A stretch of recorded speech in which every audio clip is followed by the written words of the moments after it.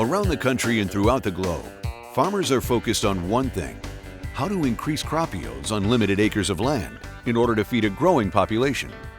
Combine rotor loss in corn, soybeans, and wheat happens because of an overloaded separation section.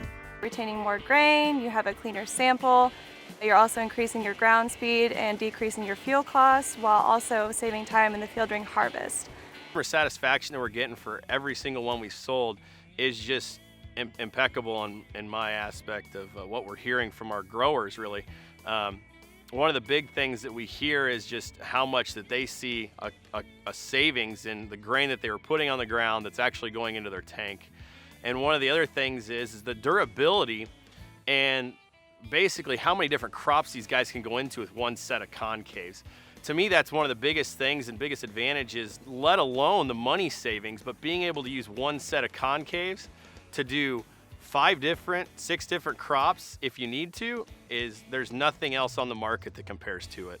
So far, looking behind the machine, I'm thoroughly impressed with them. We came out and set it. Compared to the older concaves we were running, we were finding about 40 grains, and we put these new ones in it, and it's hard to find one. Since we put the new concaves in, ground speed's gone from about 5 miles an hour. These new concaves, we've been able to speed it up to about 6.2, and seen a lot better results out of the back end of the machine. There's no grain coming out. I like the fact that we're gonna be able to put one set of concaves in and be able to cover every crop that we have, whether it's rice, milo, or corn, even soybeans.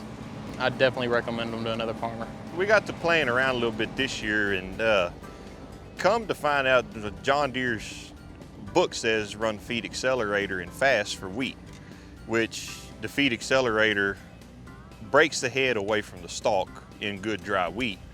Got to playing around, slowed our accelerators into the slow position, and we were able to open the concaves up to around 16 and slowing our rotors to the 700 to 750 range and doing a cleaner, less cracked grain job than we're typically running the accelerator in fast and running the rotors at 900 to 1,000.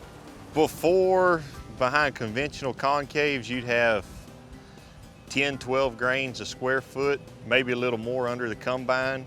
Now we're able to get machines down to 2 to 6 on the high side under the machine.